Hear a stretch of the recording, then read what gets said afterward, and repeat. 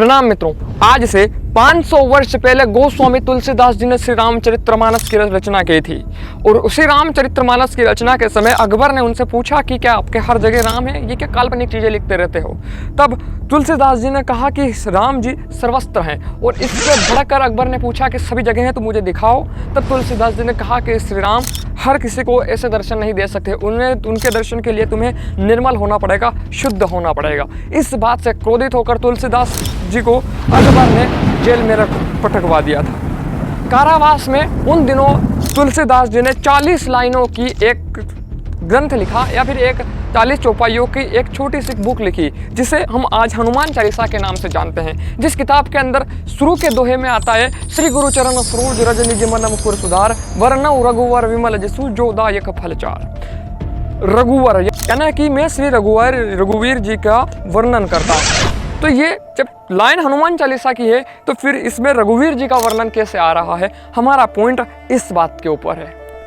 तो देखिए, हनुमान जी का स्ट्रिक्ट पे रूल है कि आप उनकी प्रशंसा नहीं कर सकते। आप जब भी प्रशंसा करेंगे वो आपसे उल्टा क्रोधित हो जाएंगे। विश्व के प्रथम ऐसे देव हैं जो अपनी प्रशंसा कभी नहीं चाहते।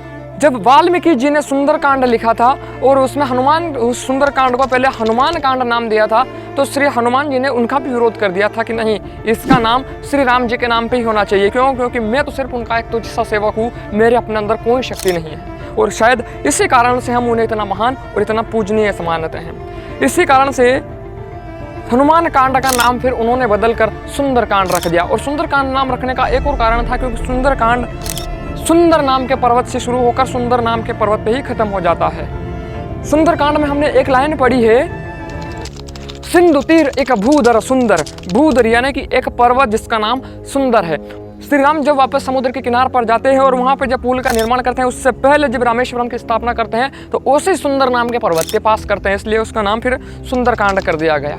इसी कारण से भगवान तुलसीदास जी ने भी इसके अंदर हनुमान जी को उनकी प्रशंसा ना हो, इस कारण से उन्हें पहले रघुवीर जी का वर्णन बता दिया। जबकि हम पूरे हनुमान चालीसा में सिर्फ हनुमान जी की स्तुतियाँ करते हैं, परंतु इसके ऊपर हमारे एक महाराज जी है, जसराज जी महाराज, उन्होंने बड़ा सुंदर बात कही है एक पॉडकास्ट के अंदर कि हम हनुमान जी को, ये एक हैक है कि हनुमान जी को उनकी स्तुति सुनाएं और वो उससे बैठकर सुने भी सही, लेकिन उन्हें कहीं ऐसा ना लगे कि ये मेहरी है।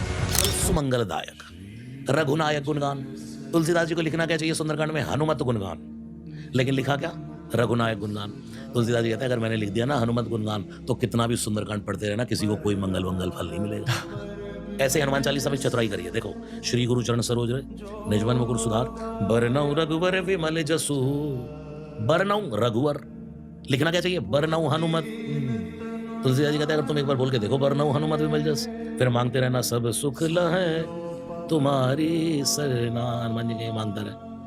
जब हम कहते हैं ना बरनउ रघुवर विमल जस, हनुमान जी कहते हैं अच्छा तू राम जी की कथा करने जा रहा है, तो चुपचाप बैठ जाते हैं। फिर आप पूरे हनुमान चालीसा में श्री रघुवीर नाम जोड़ने का एक ये भी कारण है कि हनुमान जी के जो आराध्य है वो श्री राम जी हैं। और हनुमान जी ये चाहते हैं कि सिर्फ मेरी कहीं भी बात ना हो, जब भी बात हो मेरे प्रभु श्री राम की ही हो। इसीलिए हम श्री हनुमान चालीसा में श्री रघुवीर लिखा गया है। ये आप एक तरह से कह सकते हैं कि एक हैक है, हनुमान जी को प्रसन्न करने की एक छोटी सी त्रुटि है अपने लिए। क्योंकि हम तो उन्हें सुना हनुमान चालीसा रहे हैं, हनुमान जी की स्तुति ही सुना रहे हैं, लेकिन हनुमान जी समझते ऐसे है कि ये जो सुनाया गया है ये राम जी का वर्णन है। आशा करता हूँ कि आप भलीभांति समझ चुके होंगे कि श्री रघुवीर हनुमान चालीसा में क्यों आया है। इसलिए अब मैं इस वीडियो को यहीं समाप्त करता हूँ। आपने मुझे बड़े धैर्य से, बड़े ध्यान से सुना, आपका आभार। मिलते हैं आपसे किसी अगले वीडियो में, तब तक के लिए सनातनियों जय सनातन, नमस्कारम।